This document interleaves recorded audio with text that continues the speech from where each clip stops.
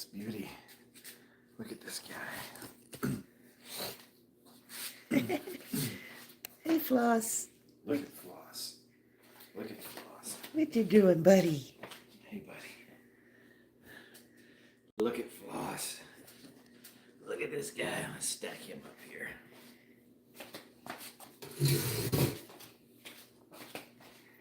Handsome buddy. Handsome buddy. He's this boy has played and played and played today. So we had him and his brother Tango, his other brother Calypso, and their sister Cha-Cha outside today. Guys, want to welcome you guys. What's up? I am Bulldog Nation every Thursday night. Same time, same place, 8 p.m. Central Standard Time, right here on TikTok and YouTube. Tonight we're going to have some Bulldog fun facts to share with you guys. Hey, Rain. Good to see you, girl. Hi, Rain Dancer. Good to see you, girl.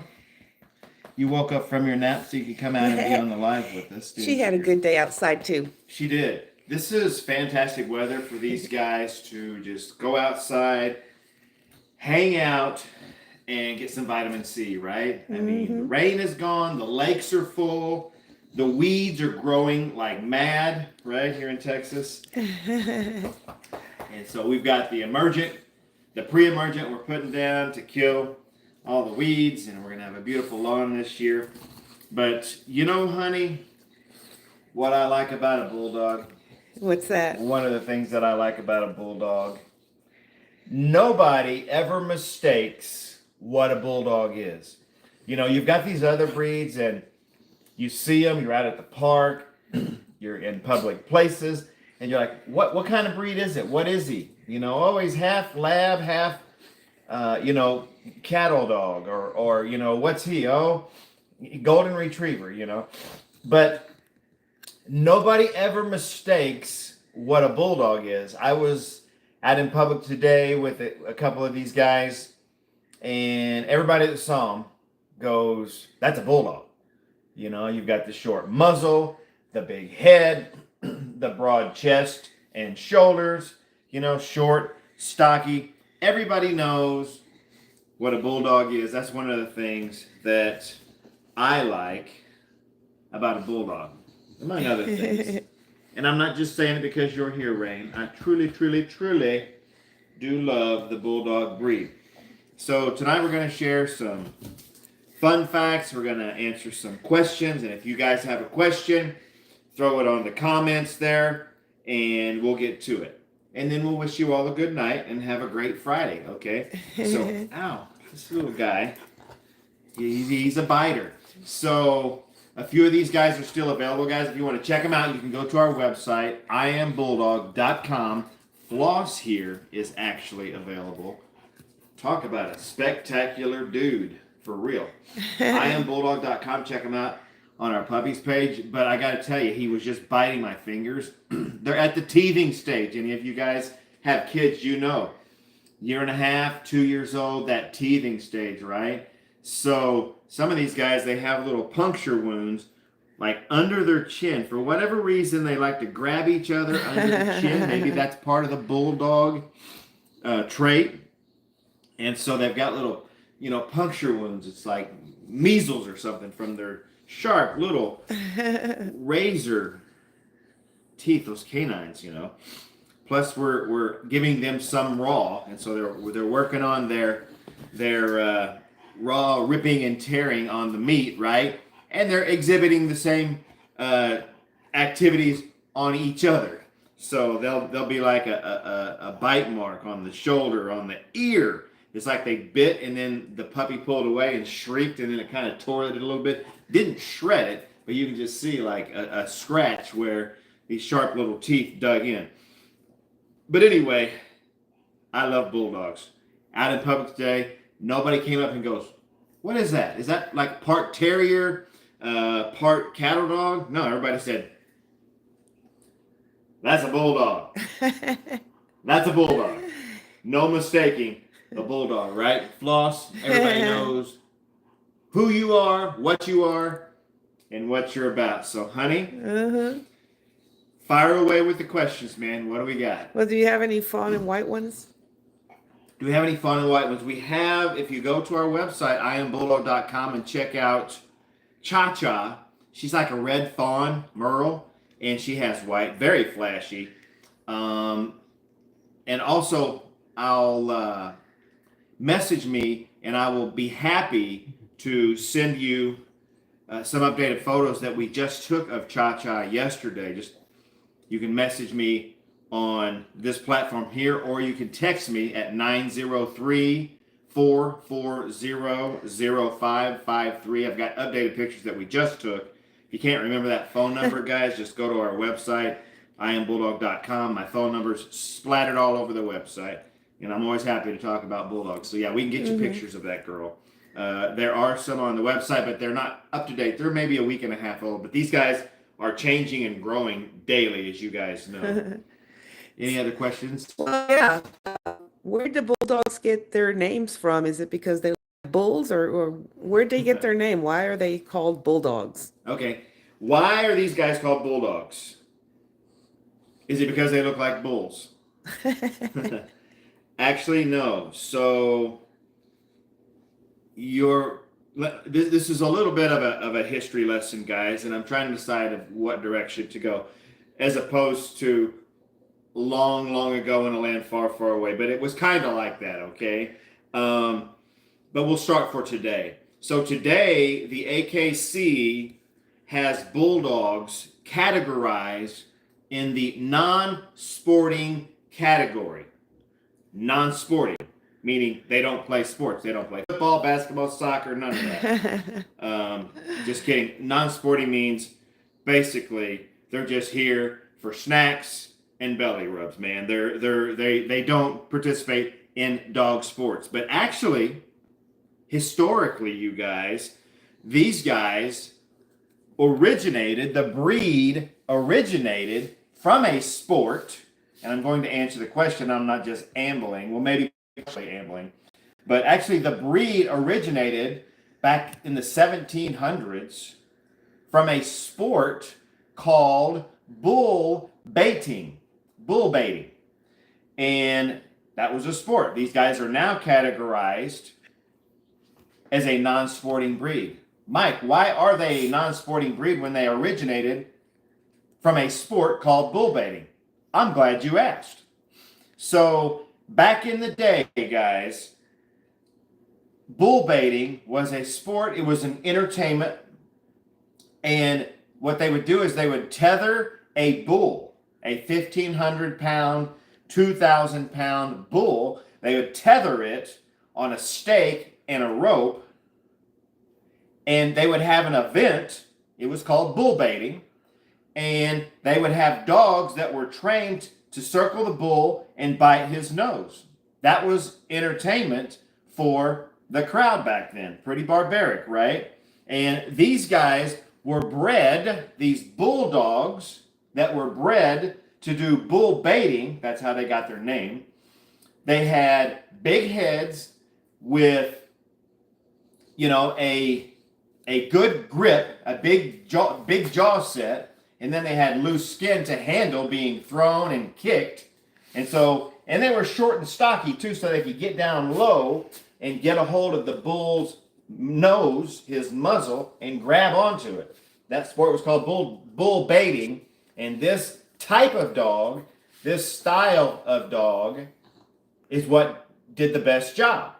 And so these were very vicious, very courageous, very tenacious, and any other name that you can come up with to describe them. Just kidding. But yeah, very courageous dogs. And bulldogs were the premier bull baiting dog. And so that's how the name came about. They were doing the work or the sport of bull baiting.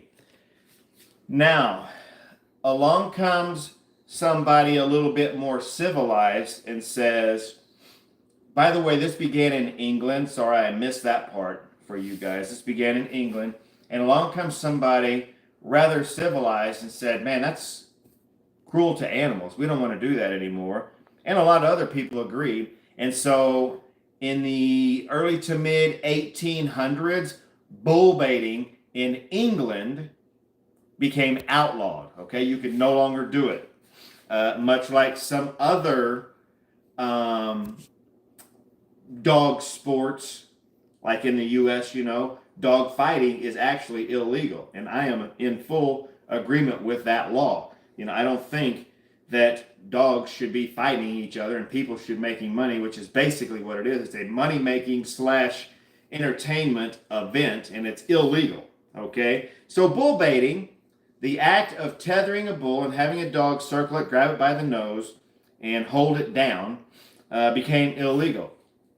So that was around the early to mid 1800s. Okay, so now you have this big population of bulldogs that now had no purpose because bull baiting was now illegal. And so really back then, they almost, guys, became extinct. What we know as the bulldog, which it didn't look like this exactly, it almost became extinct. And if it weren't for a circle of bulldog lovers, how many bulldog lovers we got out there? If you're a bulldog lover, say I'm a bulldog lover in the comments, or just give a thumbs up or a heart. Put a heart in the comments if you're a bulldog lover. So back then, a bunch of bulldog lovers that didn't want their beloved breed to become extinct band together and they said, hey, we can no longer do bull baiting, but we love these dogs. So they began to purposefully breed a bulldog type that was more docile. So they took this dog that was vicious towards bulls and very courageous and tenacious, and they bred it to where it could actually be a family companion. And that's why personally, if you're a family, I recommend a bulldog, because what I see, guys, is a lot of families and a lot of people, they fall in love with a certain breed of dog, and I was one of them. An Alaskan Malamute, a Siberian Husky, a bird dog, a German short-haired pointer. All these are working breeds, and people will take a working dog and bring it into a home and want to make a pet out of it, and it has hundreds of years and hundreds of generations of bloodline and pedigree that tells it by instinct to work. None of that pedigree tells it to be a family companion, and so bringing a working dog into the family, guys, can be a huge mistake, because these guys are built, designed, engineered to work. And if they don't have the time and the opportunity, because their owners don't have the time and opportunity, because we all live these busy lives, which I am the busiest of the busy. They don't have the time to go exercise and work off this energy and drive that their instincts are telling them by nature to do. It turns into unwanted activity like chewing up the couch or chewing the corners off of, grandma's, precious quilt that she spent 500 hours to make. So destructive behavior and temperament issues and anxiety issues. And the people that got the dog are going, what in the heck is wrong with this animal? Well, it's a working dog that you tried to make a pet. And so that's why one of the big things that I like about the bulldogs, honey, is, ow, he keeps biting right there on that sensitive part of my thumb. That's one of my least favorite things about bulldogs. Just kidding. It's a puppy. All puppies do that. It's okay, Floss. We'll give you a chew toy after this. But guys, that's the deal, man. Bulldogs are bred specifically for companions. So yeah, now that they have altered their temperament, so they're no longer vicious towards bulls, because it's been generations of time and breedings to create a more laid back docile dog, they're still known for courage, tenacity, boldness, fierceness, bravery, even though they're just wrinkled little couch potatoes, and as a result of that, there's tons and tons and tons of universities, high schools that have the bulldog as their mascot, right? Yale, Georgetown, there's almost like 50 universities just here in the United States, guys, that bulldogs are their mascot. They're the most popular mascot in high school here in Texas, I believe. With from a stone's throw of us, not a literal stone's throw. I can't throw a stone, 30 miles, but within a 50-mile radius, there's probably, at least 5 or 6 high schools that the bulldog is their mascot. So they're known for their courage and their bravery, not so much being fierce to other animals. But anyway, that is how the bulldog got his name. It goes back to the original bull baiting days back in the 17 and 1800s. And like I say, these guys were almost extinct because bull baiting became outlawed. This guy actually looks like he's looking for a place to potty. Can you believe? TikTok and YouTube Live, we're actually going to have a puppy pottying. I mean, what could be more disruptive besides you, Ray? Any other questions, honey? Yes. How are they around water? Is it safe for them? How are they around water? That's a good question. Bulldogs around water should be treated like a 1.5-year-old to a 5-year-old child around water. Closely watched. Closely watched. Here's why. They're exaggerated features. If you look at this guy, he's very typical to a bulldog. Short, stubby legs, right? His rear end, now this boy has a pretty thick rear, but typically the rear end is lighter than the front end, much lighter, right? And so he's about 1/3 head. So if you put this guy, if you just gently set him down in the water in the bathtub, which way do you think he would go? Boom, right like that.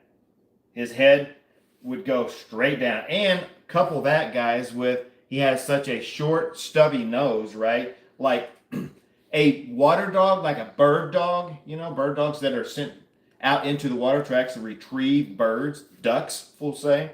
They have a longer snout. So a lot of times when they're swimming, you won't see anything but like the tip of their nose out of the water, right? Well, these guys don't have a tip of the nose. You've got the nose and then you've got the forehead, like that much distance, right? So anyway, long story short, not safe to be around water. They're short, stubby, and they're very dense. So if you put these guys in the water, they will sink like a brick. Now, there are some exceptions. We have had them in the past, guys, where a more athletic type bulldog can actually swim. We've had some that could swim. We've had a lot of them that can't swim. So treat them around water with extreme caution unless they have a life jacket. Other than that, guys, extremely dangerous. Yeah, and even then you need to be careful. Yes. So and even the swimmers cannot swim for a long time. Right. They're just not designed to do it. I mean, look at the great Olympic swimmers, Michael Phelps, man. I mean, his wingspan is like 7 feet, not like 18 inches, right? These guys that short, stubby legs, super heavy up front, big old head, and a small rear. They're just not constructed to be good swimmers.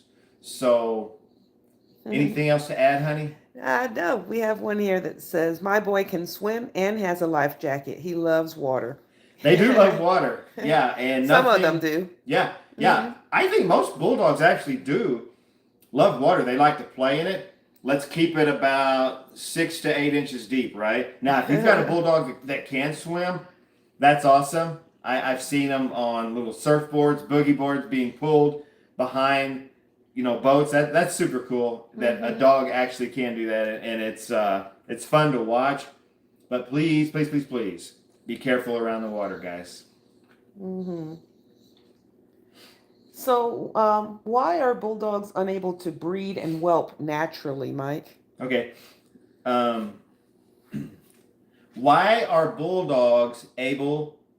Why are bulldogs unable? Why are bulldogs not able to breed and whelp? Which whelping means to have babies. It's a fancy word for whelping. Is a fancy word for delivering babies naturally. So why are bulldogs unable to breed naturally and unable to have babies naturally? And we talked about this on our Tuesday Night Live a little bit.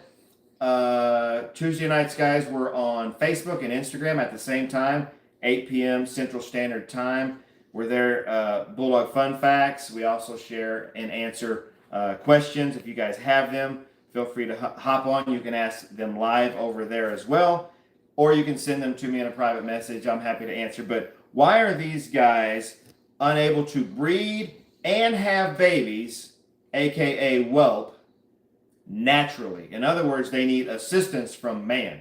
So a lot of the same reasons that they can't swim by themselves, like I say, and going back into the 17 and early 1800s, guys, these were formidable creatures. They were athletic creatures. They were more likened to today's American bully or American pitbull, maybe crossed with an English bulldog.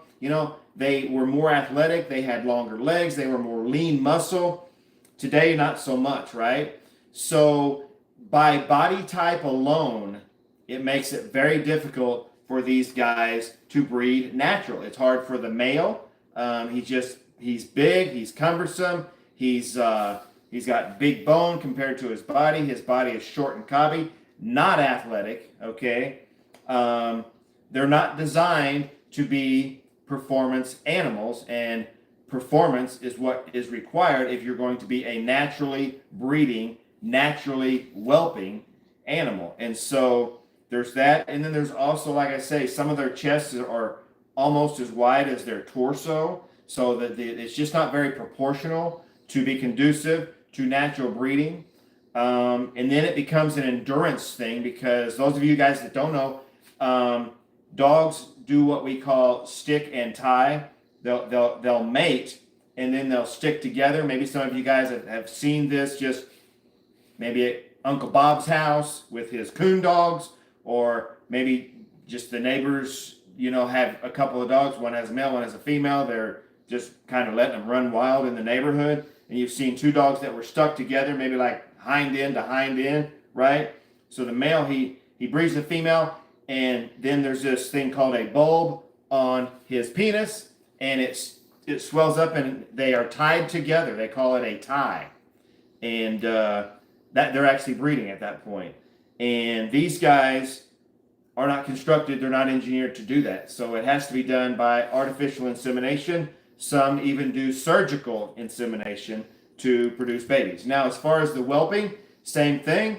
The female's birth canal is not big enough to pass one of these humongous heads through it, so there's danger in them delivering naturally. Now, we have had some natural deliveries due to the fact that she just went into labor and decided to push some babies out before we could get her to the vet. Some of our old school bulldogs that were more athletic delivered natural. However, for today, in the bulldogs that we have, just because we love our bulldogs so much, we love the babies that are going to arrive so much, we don't want to put mom or babies at risk, because this big old noggin, if it's stuck in the birth canal, that can cause complications, and then every puppy behind that can be lost, and mother too. So it's so much easier to help Mother Nature and just go have a vet perform a C-section. Mom goes to sleep. The babies are delivered. She wakes up and says, "Oh, there's my babies." And then she resumes her role as mama. So yeah, they're just not, their structure is not conducive to breeding and delivering babies naturally. Amanda wants to know, do you do OFA testing? Do I do OFA testing with these English Bulldogs? No, I do not. If you research it, Amanda, English Bulldogs, it's very rare. I mean, I would say less than 1% that even x-ray their dogs. We do x-ray our puppies. I do it differently than OFA. Show me an English Bulldog that is OFA certified. I don't know of one, and we've been in this business for over 25, almost 27 years now, and I don't know of an English Bulldog that has OFA certification. We do x-ray our Bulldogs. We do not put them to sleep. I'll just hold them up and we'll get a shot of their hips just in a relaxed position, and then I can see the ball and the socket and see how it looks. I know, you can Google this stuff and you can get a picture of what an example of good, fair, excellent, poor hips look like. And I have my own comparison and my own grading system that I have. But as far as OFA or even pin hip certifications, we do not do that. Good question, though. I'd be interested to know what breed Amanda is breeding that she does or does not do that. That's a great question, though. Do you schedule the C-sections? That's a good question, too. So what we do, guys, I'm going to answer your question. What we do, but I'm going to answer your question, but I want you to hear the full story of how we operate. So because it is so dialed in for us, and because I care so much about these guys, whenever the females are in heat, in other words, they are in the time of their cycle that they could drop eggs and become pregnant and have puppies in a few months after that, we do what is called a progesterone test, because the hormone levels, if you watch them, they tell you when the female is ovulating. Ovulating means she is dropping eggs. Dogs, just like people, you can breed and breed and breed, but if there's no eggs there to fertilize, you're not going to have a baby. Sorry. Good effort. I applaud your tenacity, but you're not going to have babies, whether you're a dog or a person. So what we want to do is make sure that our breedings count. And so we do what is called a progesterone test. And we do that by drawing blood. Now, we do some in-house progesterone testing.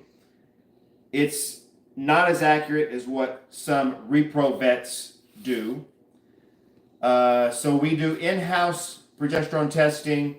But if we really want to dial it in to the exact day or two that these guys are to be bred, because we know the female is ovulating, we will draw the blood, take it to the vet, and they'll spin the blood and do an evaluation, and they will give us a number on their $60,000 to $80,000 machine, and they will tell us when this girl is ready to be bred. And then from that point, we will count out.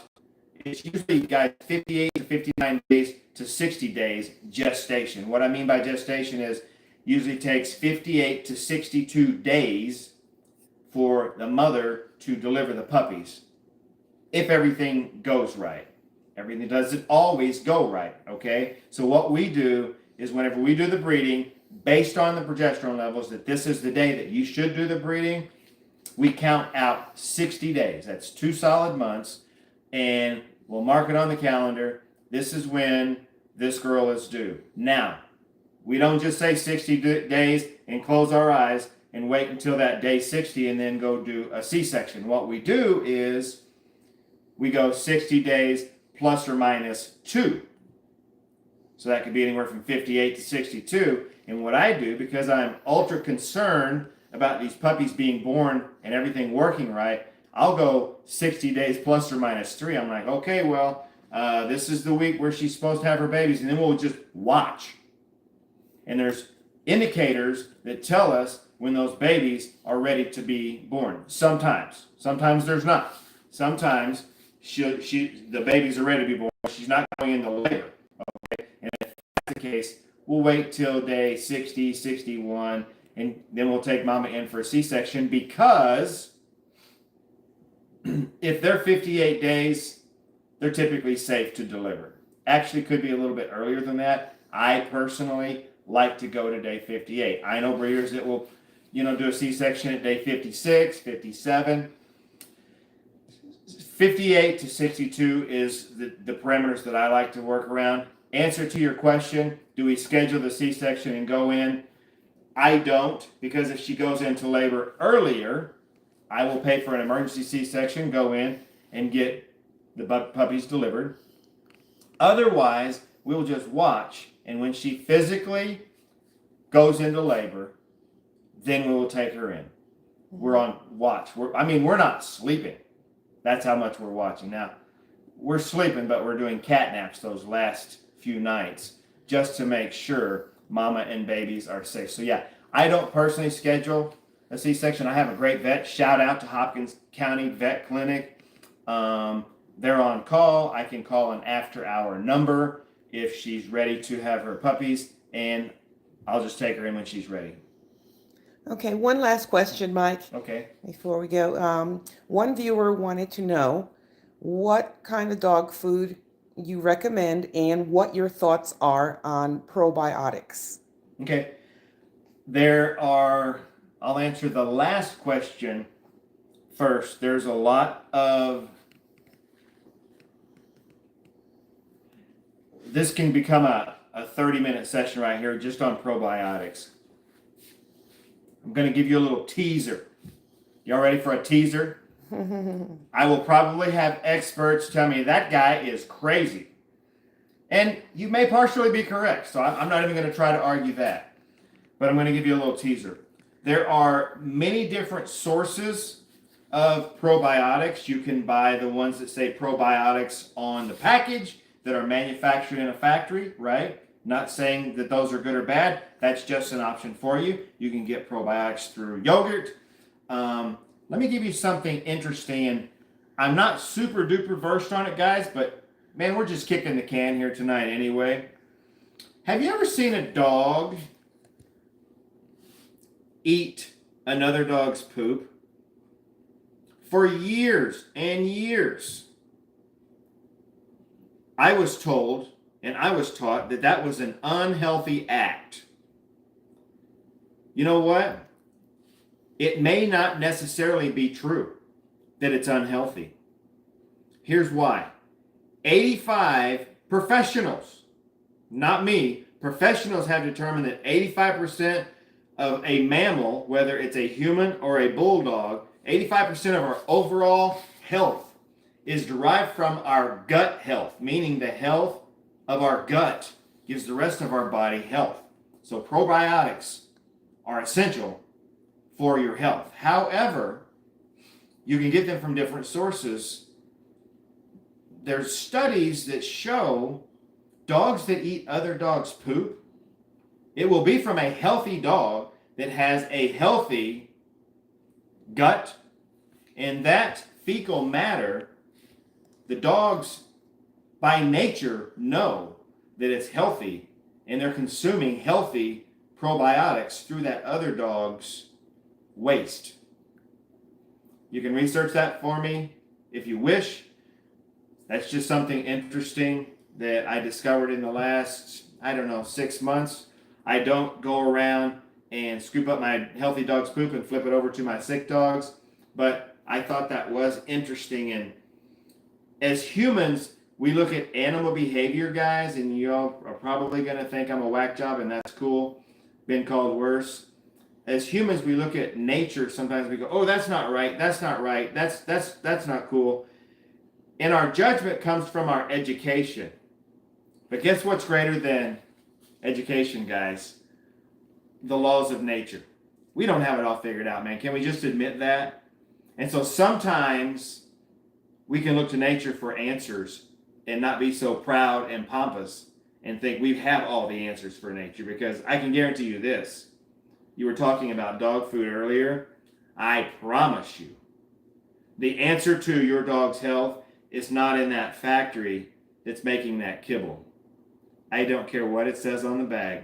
Hope I don't hurt anybody's feelings tonight, but that's fact. The closer we can stay to nature with our dogs, and you will be hearing more about that from me in the future, the healthier our dogs can be.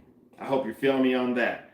Now, the other question is, what dog food do we feed? I don't promote that publicly here, guys.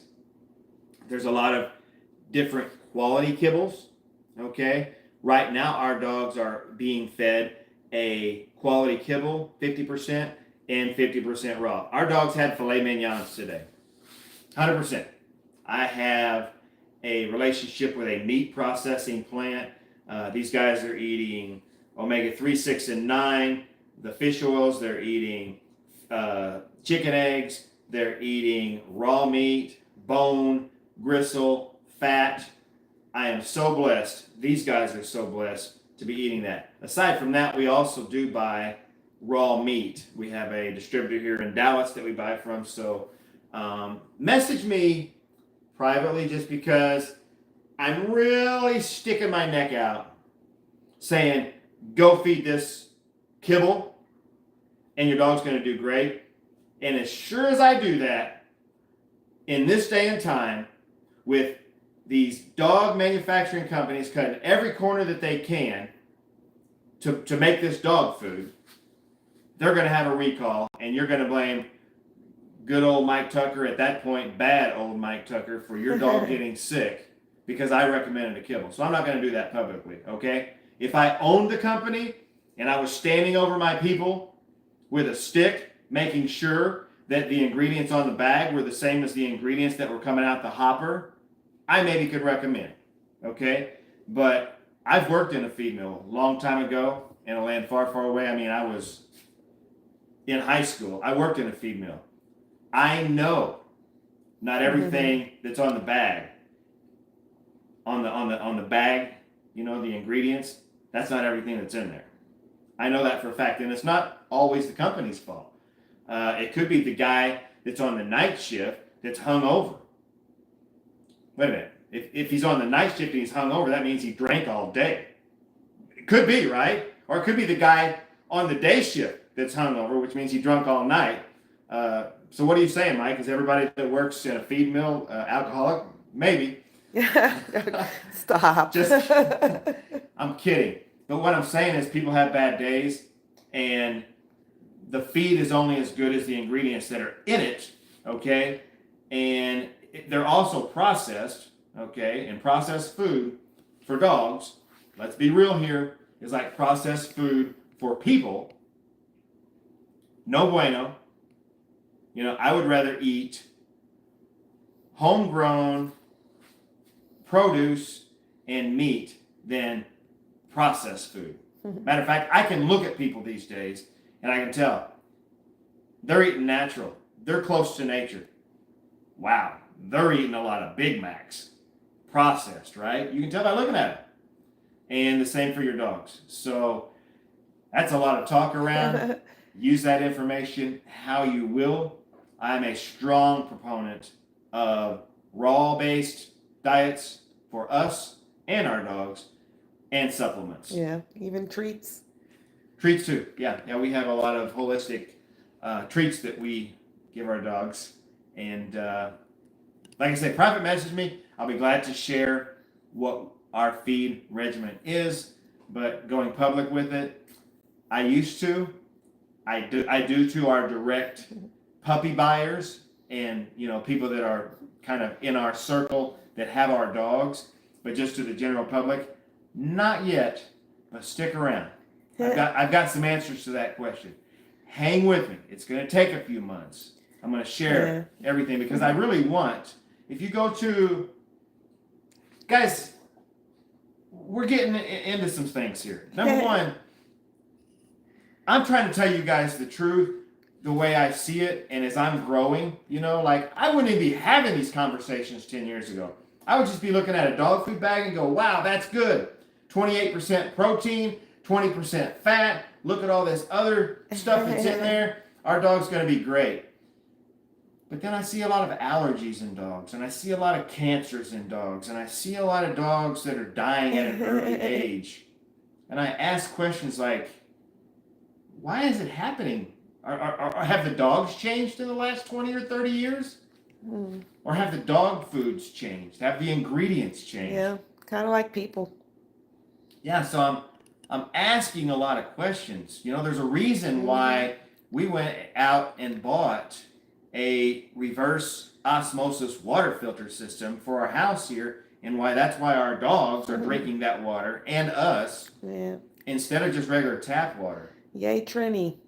So there you go, guys. Trini says Bentley and Finn eat holistic. Yeah, but all right. Trini's dogs they don't even know they're dogs. Okay. Nope. Whenever I went to their house, it's like, okay, and it's like the queen's chamber is where, you know, her dog is. They're not even they don't even know they're dogs. So thank you for giving that girl such a great life, Trini. Yep. So how many of these puppies are still here at the house?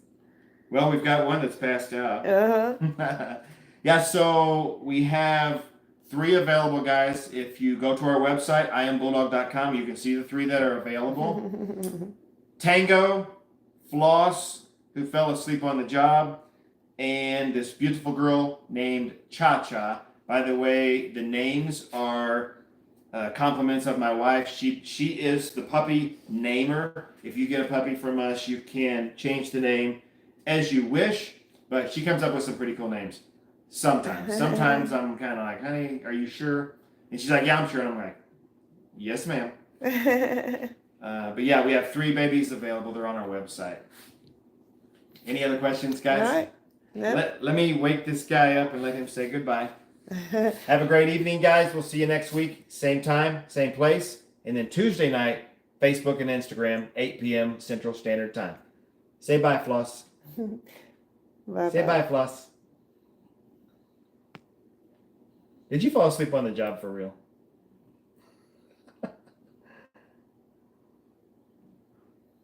Hey, Flossie. Did you fall asleep on the job?